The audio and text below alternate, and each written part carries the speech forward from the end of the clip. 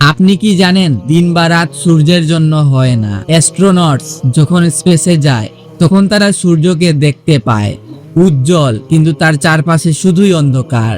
সূর্য রাতকে দিন বা দিনকে রাত বানায় না, রাতকে দিন আর দিনকে রাত বানায় আমাদের এই গ্রহের অ্যাটমসফেয়ার। এটি এক ধরনের ইলিউশন যা আমাদের চারপাশে ক্রিয়েট হয়। আর পবিত্র কুরআন 1400 বছর আগেই এর বাস্তবতা বলে দিয়েছে।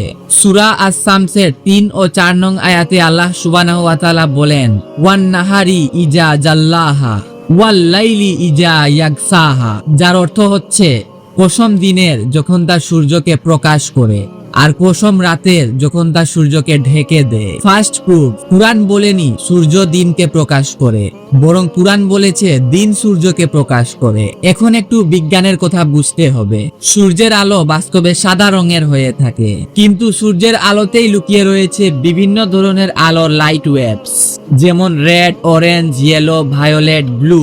যখন এই আলো পৃথিবীর অ্যাটমসফেয়ারে আসে তখন তার নাইট্রোজেন, অক্সিজেন আর সেই আলোর মধ্যে মুখোমুখি সংঘর্ষ হয়। 1871 সালে ব্রিটিশ বিজ্ঞানী লর্ড বেলে এটা আবিষ্কার করেছিলেন।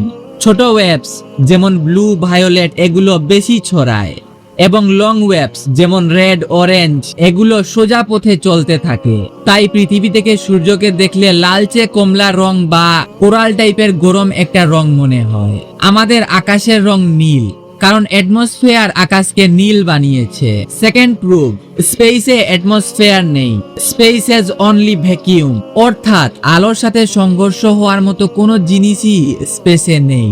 অ্যাপোলো অ্যাস্ট্রোনটস যদি চাঁদে গিয়েও থাকে তাহলে তারা সেখানে দিনের বেলাতেই ছবি তুলেছিল, তখন সূর্য ছিল উজ্জ্বল, কিন্তু তার চারপাশ ছিল সম্পূর্ণ অন্ধকার। অর্থাৎ যদি অ্যাটমসফেয়ার না থাকে তাহলে সূর্য তার আলো দিলেও পৃথিবীতে দিন হবে না। সূর্য দেখতে কেবল একটি গ্লোয়িং বলের মতো মনে হবে, যার চারপাশে তখন আমাদের নীল আকাশের বদলে কেবল অন্ধকার দেখা যাবে। কুরআনের এই আয়াতে জাল্লাহা শব্দের ব্যবহার হয়েছে, যার অর্থ প্রকাশ করা বা দেখানো। আর আল্লাহ বলেছেন দিন সূর্যকে প্রকাশ করে। 1400 বছর আগেই কুরআনে এই বিষয়টির উল্লেখ হয়েছে। আজকের এই মডার্ন সায়েন্স এটাকে প্রমাণও করেছে।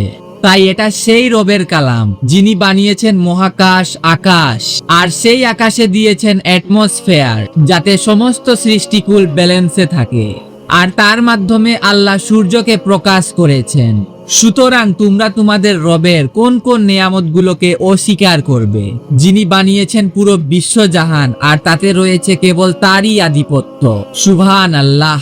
দেখা হচ্ছে পরবর্তী ভিডিওতে। আল্লাহ হাফেজ।